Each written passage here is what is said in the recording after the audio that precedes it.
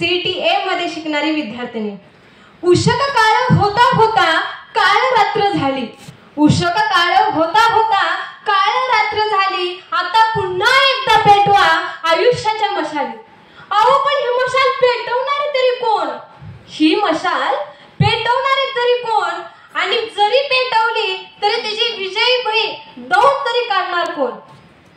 अशाच मुळे आपल्याला प्रश्न पडतो ती म्हणजे आजची तरुणाई.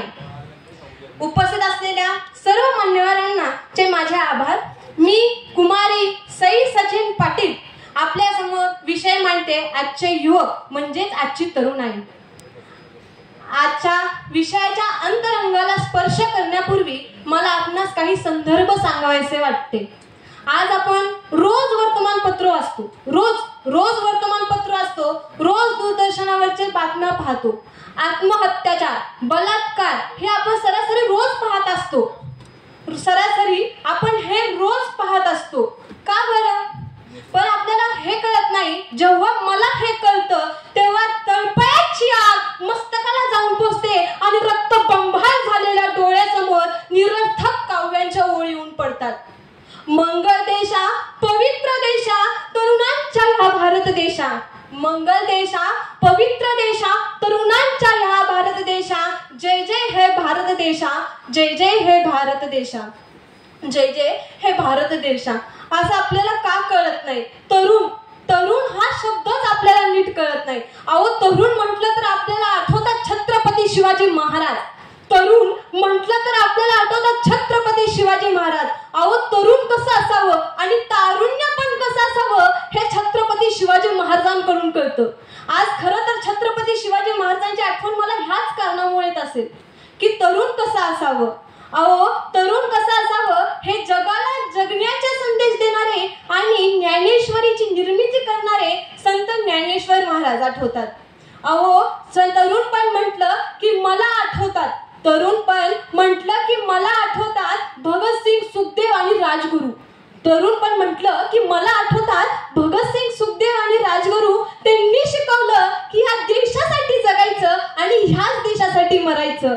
अहो सर तरुण जर भगतसिंग, राजगुरू आणि सुखदेव जर जिवंत असते ना तर ते आज हे म्हणले असते किन जाति के लिए मर गए हम, किन धर्मों के लिए मर गए, किन जातियों के लिए मर गए हम, किन धर्मों के लिए मर गए, किन नोटों के लिए मर गए, किन वोटों के लिए मर गए हम.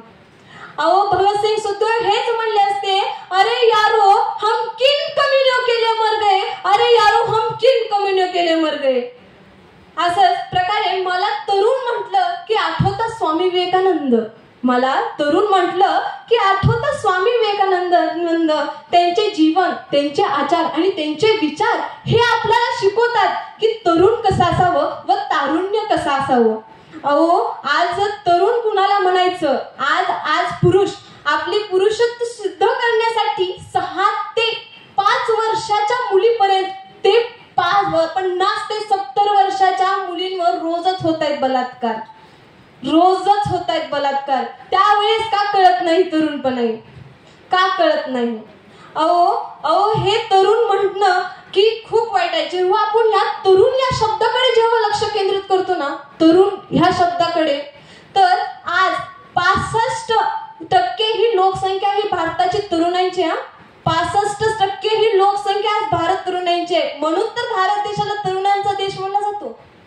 आज इंद्रायणी जाता मी आता एवढंच म्हणते की आज इंद्रायणी जरी शांत आहे, आज इंद्रायणी जरी शांत आहे, पण इंद्रायणीच्या काठावर अमृतवाणी फुलवणारे तुकोबराय कुठे दिसत नाही. आता अमृतवाणी तुकोबराय कुठे दिसत नाहीत.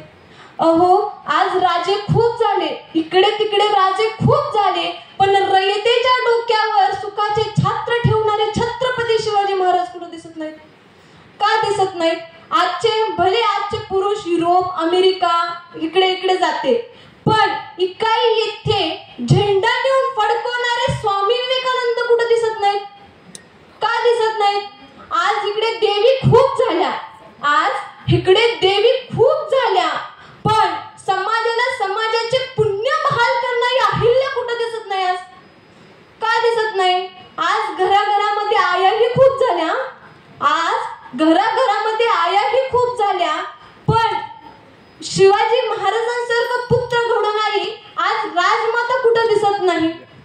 का दिसत नाही? ती माताच का दिसत नाही? आणि आपण रोज म्हणतो, अहो राजे तुम्ही पुन्हा जन्माला या, अहो राजे तुम्ही पुन्हा जन्माला या. अहो पण मी असं म्हणते, राजे तुम्ही पुन्हा जन्माला यालच कसे? की कित्येक वर्षापासून आम्ही तिचा गर्भातच मारतोय. मग छत्रपती शिवाजी महाराज जन्माला याचा विषय उरतोच तरी कुठे? हा जरा प्लीज अंतर्मनाला जरा विचार करा आणि मला सांगा. एवढे बोलून मी माझे भाषण संपवते. जय हिंद, जय महाराष्ट्र. मान्यवरांनी मला इथं बोलण्याची संधी दिल्याबद्दल त्यांचे खूप खूप आभार. धन्यवाद.